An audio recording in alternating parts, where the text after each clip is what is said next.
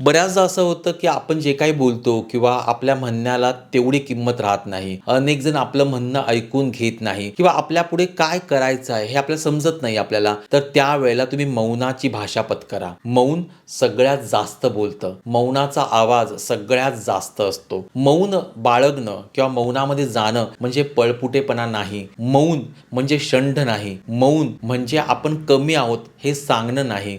तर मौन म्हणजे आपण आपल्या शुद्धीकरणाची प्रक्रिया करणं आहे.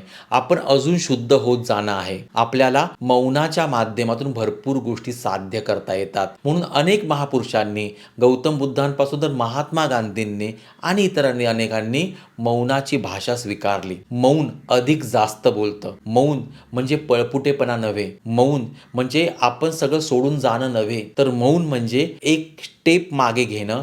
मौन म्हणजे स्वतःला ओळखणं. मौन म्हणजे स्वतःला अजून शुद्ध करणं आणि मग आपल्या वाणीला या मौनाच्या माध्यमातून वजन येतं, ती शुद्ध होते, त्याला सिद्धी प्राप्त होते आणि नंतर आपण जेव्हा बोलतो किंवा लोक आपल्याला जेव्हा बोलायला भाग पाडतात त्यावेळेला आपण जे बोलतो त्याचा प्रभाव लोकांवर पडतो. मौन धारण करणं म्हणजे नंतरच्या कालावधीमध्ये लोकांनी आपल्याला ऐकावं अशी आपली इच्छाशक्ती आणि आपली शारीरिक शक्ती निर्माण करण्यासारखं आहे. यासाठी मौनाची भाषा अत्यंत सुंदर आहे. म्हणून तुम्हाला जेव्हा जेव्हा जमेल त्या वेळेला मौनात जा. हे तुम्हाला मी जे सांगतो आहे हे मी स्वतः अनुभवातून सांगतो आहे आणि या मौनाची भाषेतून आपल्याला भरपूर काही साध्य करता येतं. म्हणून जगातली सर्वात सुंदर भाषा मौनाची आहे. जर काही जमत नसेल तर मौन बाळगा. बघा तुमच्या भाषेला, तुमच्या शब्दाला सिद्धी प्राप्त आल्याशिवाय राहणार नाहीये.